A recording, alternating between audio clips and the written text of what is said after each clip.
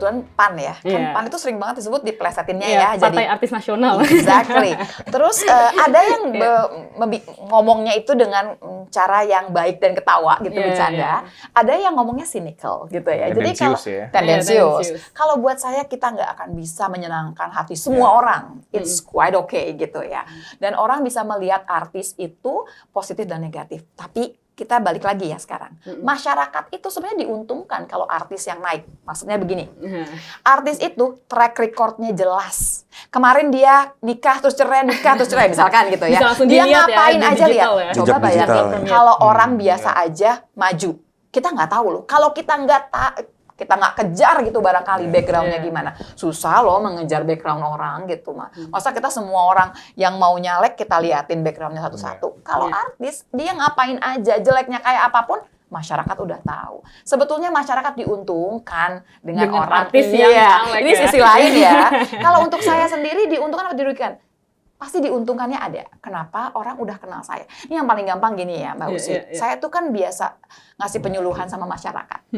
Dokter yang lebih pintar dari saya banyak banget. Tapi kalau udah ke masyarakat, lula aja. Kenapa? Buat ngumpulin orang dulu. Mau ngomong, Bu, gini loh Bu, anaknya dikasih ini ya Bu. Yang gitu tuh, yang model begitu. Itu tuh kan lebih mudah buat kita.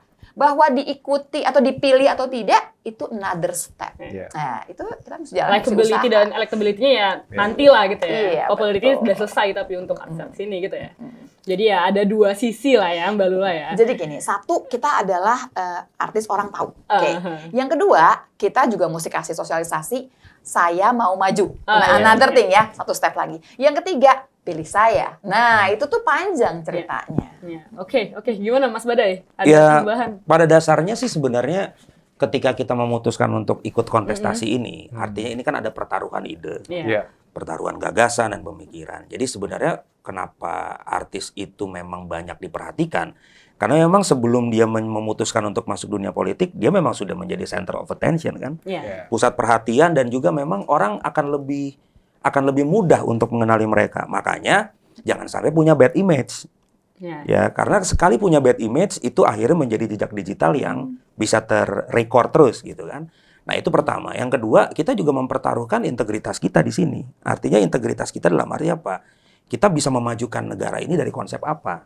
Kalau kita hanya membawa keartisan kita saja tanpa kita bisa mensuplai energi-energi besar sama pemerintahan ini, menurutku itu juga belum lengkap. Kenapa? Karena ketika kita nanti berdiskusi atau berdialektika di parlemen, yang dipertanggungjawabkan sebenarnya bukan keartisan kita saja, tapi pemikiran itu. Pemikiran, ide, dan gagasan supaya apa? Supaya parlemen ini menjadi parlemen yang memang punya diskusi yang menarik untuk pemerintahan ini.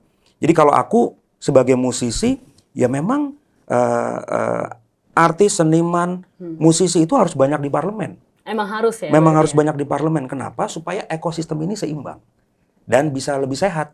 Karena apa? Karena kepentingan kami di seniman pun kami perlu regulasi yang benar. Jadi kita harus menyuarakan itu sehingga seniman harus banyak di parlemen.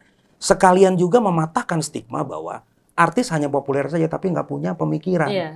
Gitu kan? Padahal nggak semuanya begitu, gitu kan? Kita masuk ke partai politik bukan hanya karena tawaran, bukan hanya karena ingin, mohon maaf, mungkin di luaran sana bilang gaji anggota dewan gede gitu ya. Berarti bukan hanya tawaran tapi ada karena tawaran salah satunya gitu.